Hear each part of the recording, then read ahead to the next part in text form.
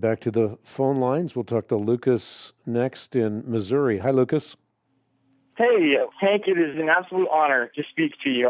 My question is, I had a conversation with a friend today, and he attends a church that believes that the King James version of the Bible is the only one to use. He says that they believe that it is the closest to the original text, I guess. But I've heard of other translations, such as the English Standard Version, that I've heard are closer to the original. What's your perspective on my friend and his local church's belief, and what Bible translations would you recommend? Yeah, I mean, there are a lot of Bible translations around that are fantastic today. So we are blessed with wonderful Bible translations like the New International Version, the New American Standard Version, and many others as well. I'm just mentioning a couple. The New King James Version is fantastic. But the reason those translations are better translations is not mythology. It's based on absolute fact. The first fact is the discovery of earlier and better manuscripts, and that manuscript evidence demonstrates conclusively that certain inclusions in the King James Version were unwarranted. And that is now noted in the newer and better translations.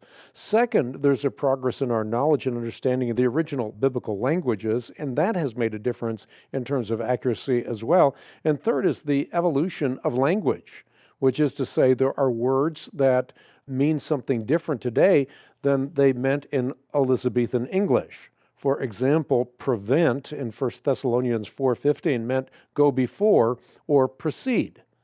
Leasing meant falsehood. We wouldn't know that because we don't know Elizabethan English. So the newer translations take that into account and translate words that were once denotative, have become connotative, back again in a denotative fashion so that we can make sense of it.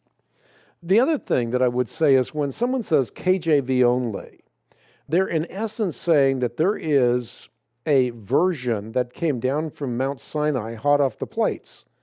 And they're not taking into consideration the vast array, the treasure trove, as you will, of textual evidence that we have today. They're saying this is a version that came down from heaven, and therefore we have to accept that version. Well, the first question you have to ask them is which KJV?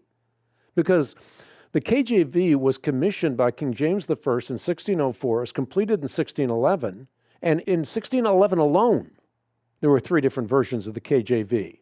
So which one are they talking about? And there are many other versions of the KJV because it has been changed over time. Why? Because the very original had obvious mistakes, like then cometh Judith, when the text should have read, then cometh Jesus, or the 7th commandment read, thou shalt commit adultery.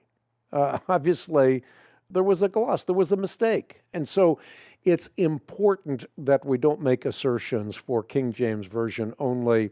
King James Version, fine, but when you append the word only, then you are transgressing.